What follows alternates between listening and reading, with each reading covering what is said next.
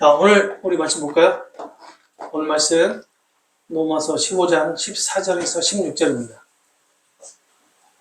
로마서 15장 14절에서 16절.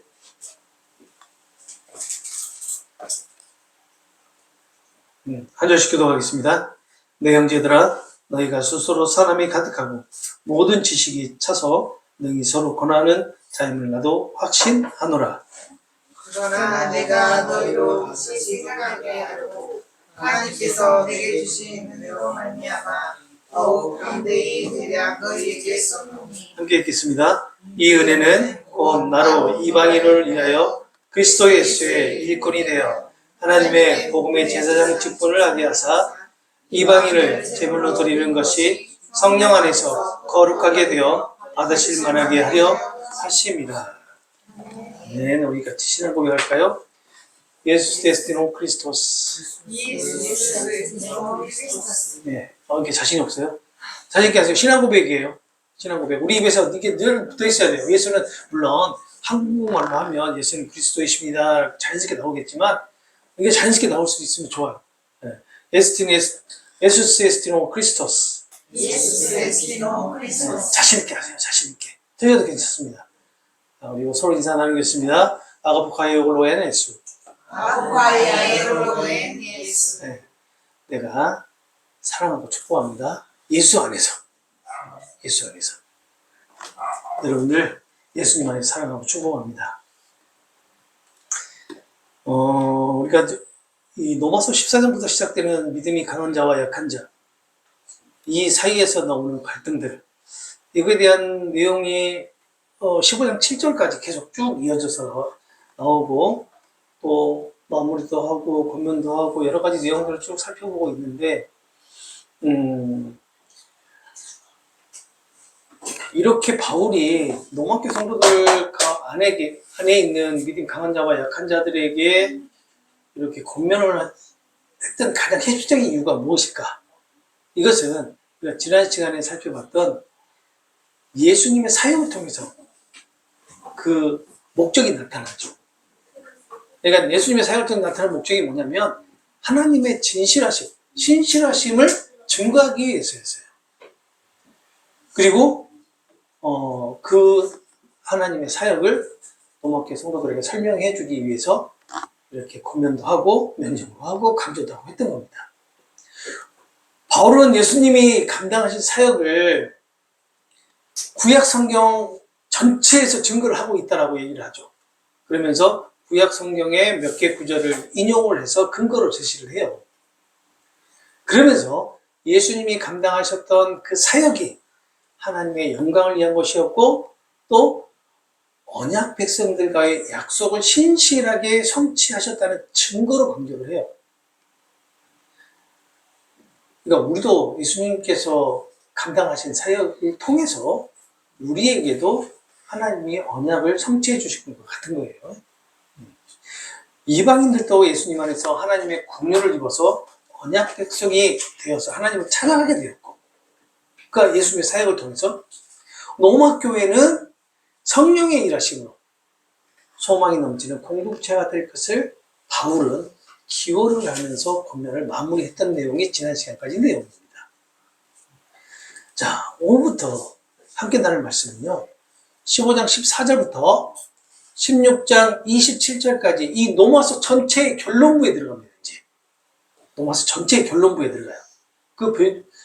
이 결론 부분은 크게 이제 세 부분으로 나눌 수 있는데 15장 14절에서 33절까지 일단 이 부분은 바울이 로마서를 왜 썼는가, 그리고 로마서 쓴 목적과 계획을 발표를 하는데 그 계획이 또 하나가 계획이 있는데 서쪽, 그러니까 서바나, 지금 스페인이죠. 스페인으로 선교를 갈 것을 얘기를 하면서 로마 교회가 같이 통tam해 줄 것을 이렇게 바라는 마음을 전하는 그런 내용으로 되어 있고, 또 16장 1절부터 16절까지는 이 편지를 전달하는 그 베베라고 하는 동역자를 소개를 합니다.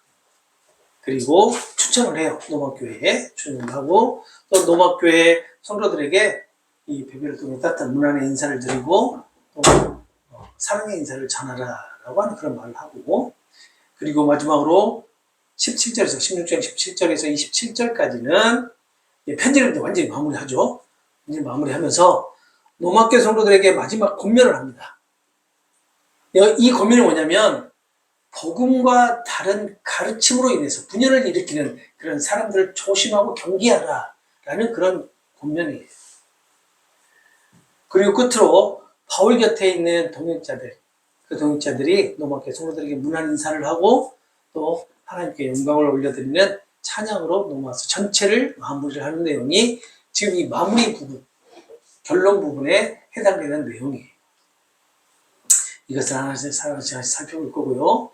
또 자세한 내용들은 그때그때 그 부분에 들어갈 때 또 설명을 하겠습니다.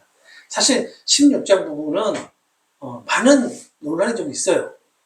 사실은 이게 로마서가 아닌 것 같다라는 그런 얘기도 있고 주장도 있고 여러 가지 얘기들이 있는데 그때 말씀 나누도록 하겠습니다. 그래서는 오늘 본문은 로마서의 결론부의 시작에 해당합니다. 그러니까 서론에 해당합니다. 서론.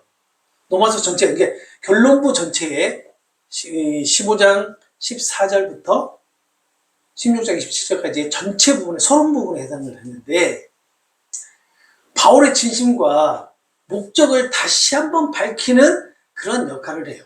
이 서론 부분이.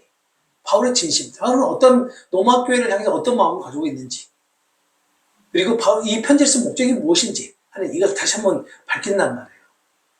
바울이 로마 교회 성도들을 얼마나 신뢰하고 있는지 그리고 예수님께서 자신에게 맡긴 사명을 바울이 얼마나 귀하게 여기고 있는지를 나타내고 있는 것이 오늘 본문이에요. 바울은 로마 교회 성도들을 향해서 깊은 신뢰와 격려의 마음을 전하고 또 자신이 이방인에게 복음을 전하는 그 사명자라는 사실을 밝히면서 이 편지를 쓴 의도와 목적을 아주 친절하게 설명을 해주는 부분이 오늘 본문 14절부터 16절입니다. 자, 14절 한번 봐볼까요? 14절 보시면 바울은 로마 교회 성도들의 믿음과 성숙함을 진심으로 인정을 하고 칭찬하는 대목을 볼 수가 있는데요. 이렇게 얘기하죠. 아이 형제들이여, 나는 여러분의 선함으로 가득하고 모든 지식이 충만하며 서로를 권면할 수 있는 능력을 가진 분이라는 것을 확신합니다. 라고 한다.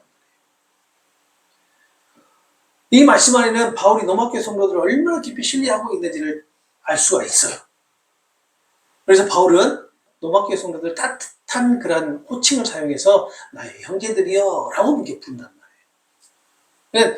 뭐 단순하게 나의 형제들이여 라고 부르는 것 정도가 아니라 로마 교회 성도들이 신앙 안에서 한 가족이라는 그런 의도를 가지고 이렇게 표현을 한 거예요.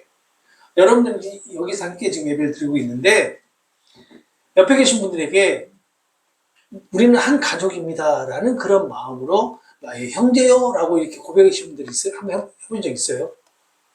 없죠. 바울은 지금 그런 심정으로 하고 있단 말이에요. 옆에 계신 분들 향해서.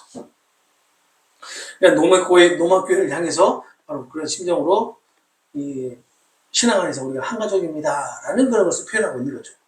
그리고 또 너희가 스스로 선함이 가득하다 라고 말하는데 이 선함이 가득하다라는 이 말은 억지로 누가 석해야지만 선한 일을 하는 사람들이 아니라 로마 교회 성도들 마음 안에 이미 선한 성품이 그리고 태도가 가득하다는 거예요. 가지고 있다는 뜻입니다. 말을 바꿔서 말하면 굳이 누가 옆에서 지적하거나 알려주지 않아도 스스로 옳고 그리고 선한 길을 판단하고 따를 수 있는 그런 신앙적인 성숙함을 가지고 있는 자들임을 바울은 인정하고 있다는 거예요. 누가요? 로마 교회 성도들이.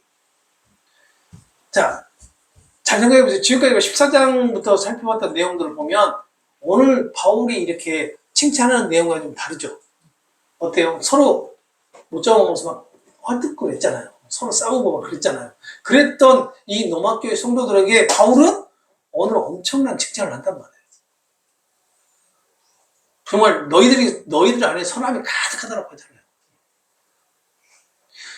근데 여기서 바울이 말하는 선함은 어떤 것을 의미할까? 단순하게 우리가 착하고 예의 바른 그런 성품이나 도덕적인 행동만을 의미하는 것일까? 라고 생각해 봤더니 그것은 아닌 것 같아요. 그럼 선함이 무엇을 얘기하는 것일까? 성령의 열매로 나타나는 내면의 변화이지 않을까? 저는 그렇게 해석을 해봤습니다. 노마교회 성도들 안에 있는 그 심령이 성령의 열매로 이렇게 변화된 모습으로 나타나는 것이 아닐까? 하나님 앞에서 바르게 살고자 하는 그런 마음, 그리고 진실한 마음과 그리고 믿음의 성숙함을 포함하는 넓은 의미에서 선함이다라고 바울은 표현을 하지 않았을까라는 생각을 해봐요. 좀 더 쉽게 얘기하면 성령의 열매로 나타나는 삶의 태도, 삶의 모습, 이것을 바울은 말하는 것이 아니었을까? 이 선함이라는 이 말을 통해서. 바울은 이처럼 로마교회가 가진 영적 성숙함과 그리고 성령의 이끌림을 받은 신앙 태도를 칭찬하고 있는 거예요. 그러면서 그들을 향해 깊은 신뢰와 격려의 마음을 이 구절 안에 담고 전하고 있는 것이 아니겠느냐라는 거죠. 문법적으로 보면 이 구절에서 바울이 말하는 선함은 그냥 단순히 도덕적이거나 윤리적인 의미로 해석하는 게 맞아요. 그게 맞아요. 근데 저는 이 선함을 단지 윤리 도덕적인 의미를 넘어서 로마교회 성도들 안에 예수님으로 충만한 상태, 예수님 안에서 형성된 그 내면의 변화를 의미하는 것으로 저는 해석을 해봤어요. 제가 이렇게 해석을 하면 알레고리적 해석이다라고 지적을 할 수 있어요. 그럴 수도 있는데, 그리고 그렇게 보시는 분도 있을 수 있어요. 그리고 그렇게 해석을 하는 게 좀 무리가 되지 않겠냐, 무리지 않느냐라고 말씀하시는 분도 있겠지만, 바울이 지금 로마서를 통해서 얘기를 하고 있는 그런 내용들을 전체적으로 살펴보면 그렇게 무리가 되지 않아요. 그냥 바울이 로마교회를 얼마나 깊이 신뢰하고 있는지를 우리가 생각해 보면 충분히 가능한 해석이다라는 겁니다. 그리고 모든 지식으로 충만하다라는 이 표현에서 보게 되면 헬라어 문법상 완료수동 분사가 사용이 되었어요. 그러니까 이 완료수동 분사라는 것은 이 문법은 과거에 이미 완료된 일이 지금까지 계속해서 그 효과를 유지하고 있다라는 그런 의미예요. 그러니까 과거에 이미 완료된 게 뭐예요? 무엇이 충만하다 했어요? 지식이 충만하다 했죠. 그 지식이 뭘까? 복음에 대한 지식, 예수님에 대한 지식, 하나님에 대한 지식이 이미 충만하게 완료되어 있단 말이에요. 이것이 지금까지 유지되고 있다라는 그런 의미로 표현을 하고 있는 거예요. 그리고 여기서 수동태로 사용하고 있기 때문에 그 충만함을 스스로 이룬 것이 아니라 외부로부터 주어진 것이다 라는 그런 뜻이 되겠죠. 그러니까 로마교회 성도들 안에 이렇게 예수님에 대한, 복음에 대한, 하나님에 대한 지식이 충만하게 되어졌는데 이것이 수동태이기 때문에 스스로 이것을 충만하게 한 것이 아니라, 터득한 것이 아니라 외부로부터 누군가에게 이게 주입이 되었다 라고 한다면 과연 그 선함과 지식의 충만함이 예수로 충만한 것이 아니겠느냐라는 해석이 가능하지 않을까. 성령의 충만함을 우리가 해석하는 것이 맞지 않을까라는 그런 조심스러운 의견을 한번 제시를 해요. 그리고 저는 그렇게 해석을 했어요. 그리고 이렇게 스스로 쌀 수 없는 선함과 지식이다라고 하면 과연 내부로부터 주어진 것은 무엇일까? 하나님께로부터 주어진 은혜의 결과가 아니겠냐는 거죠. 그 지식이 지금 그들 안에, 누구요? 로마교회 성도들 안에 풍성하게 지금 나타나고 있다라고 지금 바울은 얘기를 하고 있는 거예요. 이러한 칭찬은요, 현대교회 안에서 찾아볼 수 있을까요? 우리 현대교회에서는 찾아볼 수는 없지만 이런 모습은 찾아볼 수 있어요. 이런 칭찬들은 오가고 있지 않지만 현대교회 안에서 이런 모습들을 찾아볼 수 있단 말이에요. 나타난단 말이에요.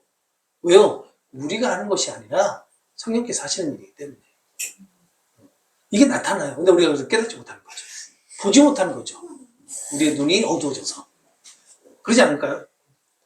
그렇다면 이 지식도 역시 단순한 정보나 이론적인 그런 내용이 아니라 지혜이신 예수님으로 충만한 상태를 말하는 것으로 저는 해석을 했어요. 그렇기 때문에 바울은요, 뭐라고 얘기하냐면 14절 보시게 되면 너희는 서로 권면할 수 있는 자들이다 라고 얘기를 한단 말이에요. 그렇게 확실히 차서 말을 해요. 여기서 지금 마찬가지 서로 권면하다라는 것은 단순히 훈계하거나 충고하는 것이 아니라 공동체 안에서 서로 말씀으로 세워주고 진리 안에서 함께 성장하는 것. 그리고 성령의 도우심 가운데 서로를 격려하고 이끌어주는 것을 의미한단 말이에요. 이러한 것들이 예수로 충만한 상태가 아니면 나타날 수 있겠냐라는 겁니다. 나타날 수 없죠. 예수님은 충만한 상태이기 때문에 이러한 현상이 나타나는 거예요. 그래서 바울은 확신을 가지고 얘기를 하는 겁니다. 로마교회 안에 있는 충만한 예수님으로 이렇게 로마교회 성도들이 변화가 되고 이렇게 서로 권면할 수 있는 그러한 능력을 가진 자들이다 라고 이렇게 얘기를 해주는 거예요. 결국 바울은요, 너희들 안에 계신 예수님으로 인해서 너희는 선함이 충만하고 하나님께서 주신 지식으로 가득 채워져 있고 그리고 서로를 세워줄 수 있는 믿음의 공동체가 되었다라고 지금 말하고 있는 것은 아닐까라는 결론을 내려봅니다. 여러분들은 어떠세요? 여러분들 안에 예수로 충만하십니까? 아멘이죠. 우리가 아멘이라고 대답을 못하는 이유는 뭐예요? 충만한데 우리가 깨닫지 못합니다. 왜냐하면 그리스도인이라면 누구나 다 성령의 예수로 충만한 상태로 살아가게 된단 말이에요. 살아가요. 그런데 우리는 그걸 깨닫지 못하고 나로 충만한 상태로 살아간단 말이에요. 그러니까 내 문제들, 내 모습들이 가장 커. 그런데 사실은 우리 안에 충만하신 예수님이 가장 크단 말이에요. 근데 그걸 깨닫지 못하고 살아요. 그런데 성령이 가끔 한 번씩 그걸 깨닫게 해주시기 때문에 우리가 그것을 알게 되는 거예요. 느낀단 말이에요. 아, 그래서 내가 이렇게 말도 안 되는 일을 했구나. 라는 것을 알게 되잖아요. 이게 우리가 반복되는 그런 사이클로 살아요. 깨닫다가도 잊어버리고 다시 또 깨닫고 또 잊어버리고 다시 또 깨닫고 얼마나 감사합니까? 이걸 계속 기억하고 있으면 얼마나 힘들겠어요.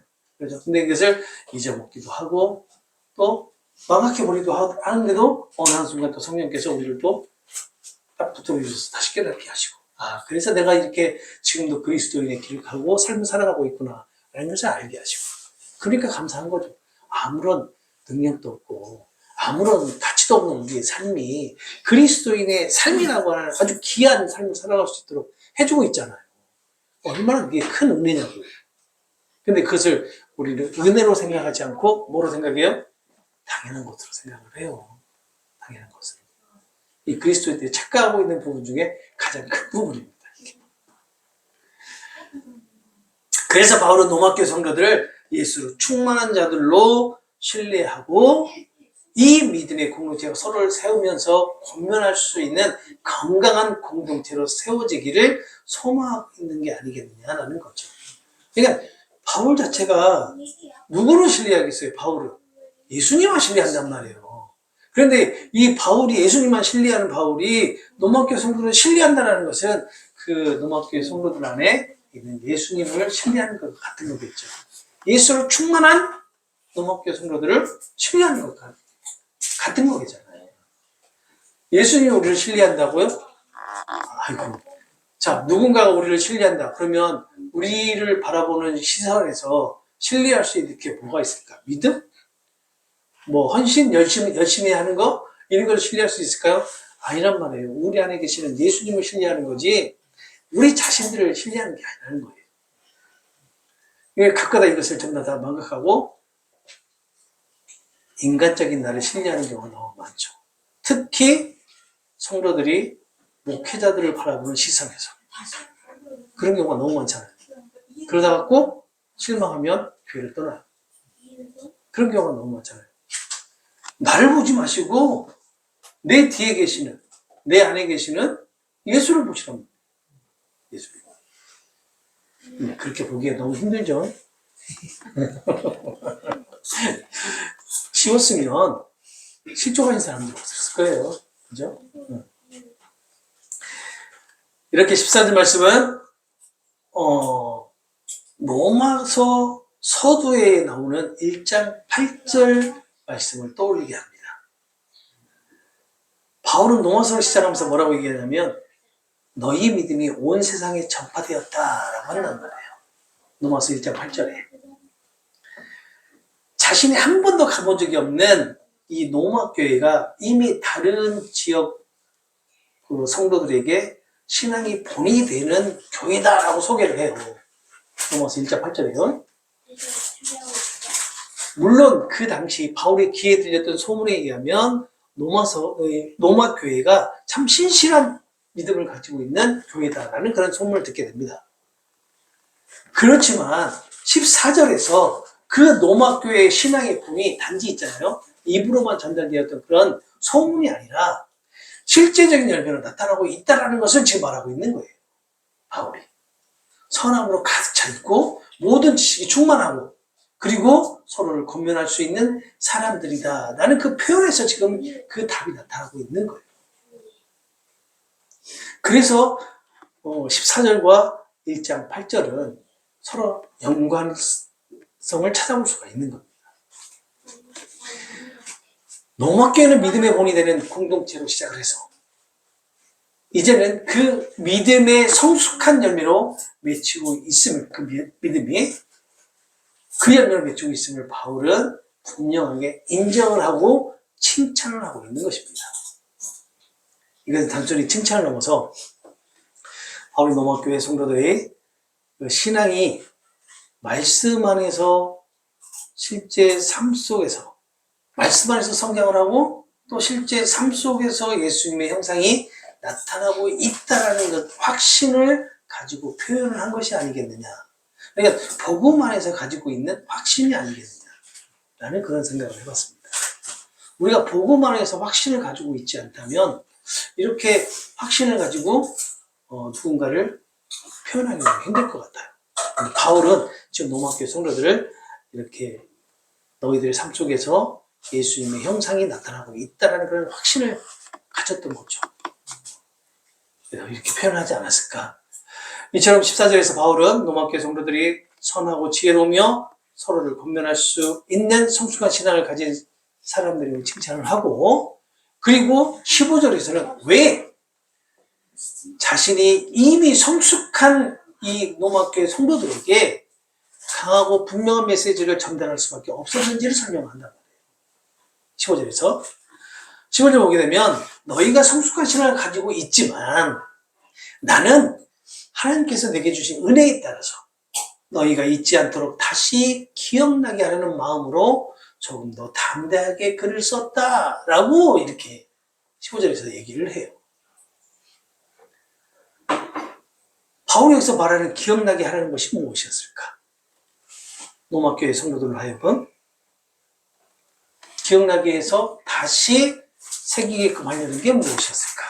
로마교회가 이미 알고 있는 그리고 충만하고 충만하게 가득한 복음에 대한 진리가 아니었을까라는 생각을 해봅니다. 이미 복음이 그들에게 전해졌고 복음으로 충만한 교회였기 때문에 다른 지역에 본이 되는 그런 교회였단 말이에요. 로마교회가. 그러니 바울이 여기서 다시 한번 강조하고 있는 것이 로마교회 성도들에게 기억나게끔 하려고 하는 것이 바로 그 복음에 대한 진리가 아니었겠느냐라는 그런 얘기입니다. 바울은 로마교회 성도들의 복음의 본질을 잊지 않고 그리고 공동체 안에서 서로 받아들이고 하나가 되는 그러한 삶을 살아가기를 바라는 마음에서 담대히 이 편지를 썼다라고 지금 말하고 있는 거예요. 또 바울이 담대히 썼다라고 말하는 것은 자기 생각을 거리낌없이 이렇게 말한 것이 아니라 자신에게 주어진 사도의 사명을 따라서 진리의 말씀을 분명하게 전하려 했다라는 그런 의미도 담겨져 있습니다. 로마교회 성도들은요, 이미 성숙한 신앙을 가지고 있었기 때문에 받아들이는 입장에서 바울의 권면을 조금은 불편하고 부담스러울 수도 있어요. 자, 이거예요. 내가 무엇인가에 대해서 잘 알아요. 그런데 누군가 그에 대해서 어드바이스를 해주고 조언을 해주면 조금 불편할 수는 있죠. 내가 이미 다 알고 있는 건 지금 이런 얘기를 하고 있는 거예요. 이렇게 조금 부담스러울 수도 있지만 반드시 들어야 할 진리이기에, 잊어서는 안 되는 진리이기에 바울은 용기를 내어서 다시 전한다라고 얘기를 하는 거예요. 그리고 바울은 담대하게 고민할 수 있었던 근거를 자신에게 주어진 예수님의 은혜의 힘을 분명히 밝히고 있잖아요. 하나님께서 내게 주신 은혜로 말미암아 그 은혜로 지금 하고 있다는 거죠. 단지 구원을 받은 은혜만이 아니라 이방인을 위한 사도로 부름을 받고 또 그 사명을 감당하도록 하신 예수님의 부르심 역시 은혜였다라는 것을 지금 얘기를 하고 있는 것 같은 거죠.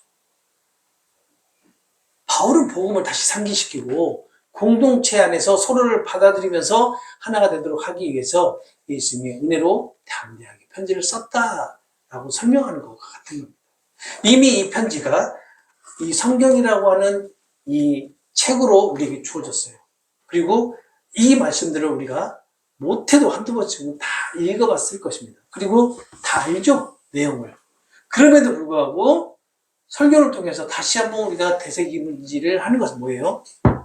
지금 오늘 15절에서 말하는 것 같이 다시 기억나게 하려고. 왜? 우리가 잊어서는 안 되는 진리이기 때문에. 노마교회를 향한 예수님의 마음, 그리고 예수님께서 전하신 그 복음이기 때문에 우리가 이것을 우리의 얘기로 그대로 받아들이고 적용해서 우리도 이 말씀을 예수님의 말씀으로 받아들이는 거죠. 그래서 또 잊어버리겠죠? 시간이 지나면. 그래서 또 누군가 복음 전도자에 의해서 우리가 다시 한번 듣게끔 되는 겁니다. 이처럼 14절에서 바울은 로마교회 성도들이 신앙적으로 성숙하다라는 사실을 인정을 하고 또 그들을 신뢰하고 있다는 말을 전하고 있죠. 그리고 15절에서는 그들을 신뢰하면서 왜 자신이 담대하게 다시 권면을 하게 되었는지에 대해서 말을 합니다.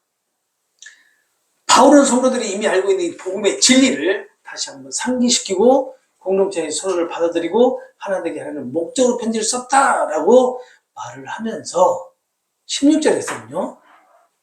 자신이 그런 권면을 할 수 있었던 이유가 자신에게 맡겨진 사명 때문이었다라고 말하면서 자신의 사도직, 특히 이방인을 위한 복음 전파의 사명을 설명을 합니다. 자, 이렇게 이방인을 위한 복음 전파자의 사명을 설명을 하는데 바울은 지금까지 전한 모든 권면과 가르침이 자신에게 주신 예수님의 은혜와 사명을 따라서 이루어진 것임을 밝히고 또 로마교회 성도들과의 관계를 진심 어린 신뢰와 사명감으로 마무리해가고 있는 것을 우리가 볼 수가 있어요. 그래서 16절을 보게 되면 이렇게 말을 합니다. 하나님께서 나를 이방 사람들을 위해서 그리스도 예수의 일꾼으로 삼으셨고 또 하나님의 복음을 전하는 제사장 같은 사명을 주셨다. 이는 이방인들이 성령으로 거룩하게 되어서 하나님께서 기쁘게 받으실 제물처럼 되게 하시려는 것이다 라고 얘기를 합니다. 제가 좀 쉽게 지금 번역을 한 거예요. 쉽게.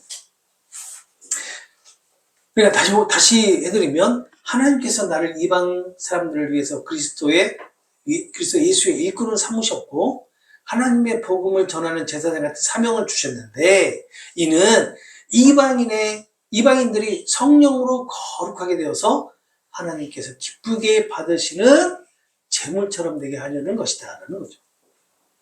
여기서 바울은 자신의 사명이 무엇인지 분명히 밝히고 말하고 있어요.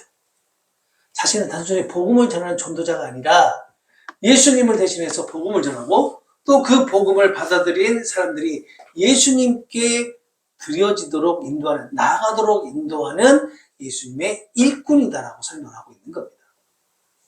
여기서 말하는 일꾼, 이 일꾼의 단어를 헬라어로 분석을 해보면 그 의미가 이런 의미가 있어요. 공적으로 섬기는 자. 그러니까 예배를 섬기는 사람, 쉽게 말하면 하나님의 일을 맡은 사람이라는 그런 의미로 해석이 가능해요. 이 단어가. 그러니까 바울은 자신을 복음을 전하는 제사장으로 지금 나타내고 있는 겁니다. 복음을 전하는 제사장. 더 나와서 바울은 복음을 전하는 그 일 자체가, 복음을 전하는 일 자체가 하나님께 거룩한 제물을 드리는 제사장의 행위에 해당한다라고 이렇게 비유해서 말하고 있는 거예요. 제사장이 뭐 어떤 일을 하죠? 제사장이 제물을 하나님께 바침으로써 이스라엘 백성들의 죄를 사함받는 그러한 중개자 역할을 하잖아요. 지금 바울이 이 복음을 전하는 것을 이렇게 하나님께 제물을 드리는 제사장 역할로 지금 표현을 하고 있는 거예요. 그러니까 여러분들을 뭐라고 얘기를 합니까? 제사장이라고 얘기를 하죠. 여러분들 아니에요? 처음 들어보세요?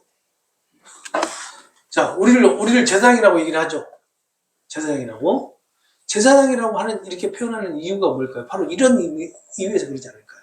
우리가 복음을 전하는 것이 복음을 받아들이는 자들을 어떻게 해요? 하나님께로 인도하는 역할을 하고 있기 때문에 그러잖아요. 그렇지 않아요? 그러니까 구약의 제사장들이 죄악 가운데 있는 이스라엘 백성들을 제물을 드림으로써 이 이스라엘들 백성들을 하나님께로 인도했듯이, 현재 복음을 모르고 죄악 가운데 살아가고 있는 사람들에게 복음을 전하는 전도자들로서 복음을 전하는 그 행위 자체가 바로 하나님께 제사를 드리는 그런 제사장 역할을 담당하고 있는 것이다 라는 그런 의미예요. 근데 여러분이 복음을 전하지 않으면 제사장 역할을 감당하고 있지 않는 것 같은 거라고 볼 수 있죠. 바울은 지금 그렇게 표현을 하고 있는 거예요. 복음을 전하는 것을. 바울은 자신이 복음을 전함으로써 이방인들이 그 복음을 받아들이게 되고 예수님을 믿는 믿음 안에서 삶이 변화되는 모습, 이 모습을 하나님께서 받으실 만한 제물이 되는 것이다 라고 얘기했다는 겁니다. 그들의 변화된 삶이 곧 하나님께 드리는 거룩한 제사, 제물, 예배가 된다는 그런 뜻이죠. 결국 있잖아요. 바울은 이방인들이 성령으로 인해서 거룩하게 변화되어서 하나님께서 기쁘게 받으실 산 제물이 되도록 섬기는 사명을 바울 자신이 감당하고 있다라고 지금 설명을 하고 있는 것과 같은 겁니다. 정리하면 이렇게 됩니다. 바울은 자신을 복음만 전하는 사람으로 보지 않았어요. 복음을 통해서 사람들의 삶이 변화되고 그 변화된 삶이 하나님께 드려지는 거룩한 제물처럼 되도록 인도하는 그러한 예수님께서 주신 귀한 사명을 감당하는 일꾼이다, 제사장이다 라고 자신을 말하고 있는 것이 아닐까, 그렇게 해석을 해봅니다. 오늘 본문은 로마교회 성도들에게 바울은 이렇게 얘기하는 것 같아요. 여러분은 이미 신앙적으로 성숙하고 서로를 권면할 만큼 충분한 준비가 되어 있는 분들이지만, 여러분들입니다. 저 바울은 예수님께 부름을 받은 사도로서 하나님께 받은 그 사명을 따라서 조금 더 담대하게 다시 한번 복음의 핵심을 상기시켜 드리고 싶습니다. 왜냐하면 하나님께서 저를 이방인을 위한 복음의 일꾼, 곧 제사장의 역할을 감당하도록 부르셨고, 복음을 통해 이방인들이 하나님께 드려지는 거룩한 제물처럼 되도록 섬기는 사명을 맡기셨기 때문입니다 라고 이렇게 로마교회 성도들에게 바울은 지금 말하고 있는 것은 아니겠느냐. 그리고 또 바울은 로마교회를 향해서 이렇게 말하는 것은 아닐까. 로마교회는 선하고 지혜로운 성도들이 모인 귀한 공동체입니다.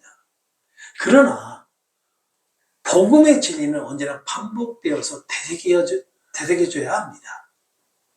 교회는 세상 속에서 하나님께 드려지는 거룩한 제물의 역할을 감당해야 된다고 말하고 있는 것은 아닙니까? 그리고 이 모든 일에는 반드시 성령의 도움이 필요합니다 라고 이렇게 말하고 있는 것은 아니겠네요.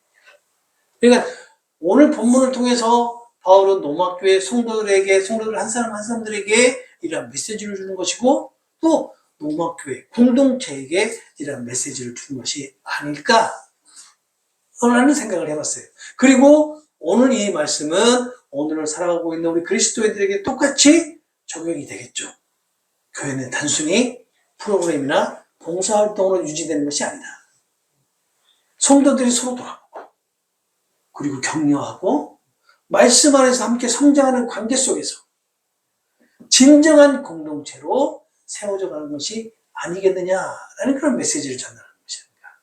또한 복음의 진리는 성령께서 우리 마음에 계속해서 상기시켜 주시는 은혜를 통해서 우리가 잊지 않게 되는 것이고, 또 우리가 속한 교회는 세상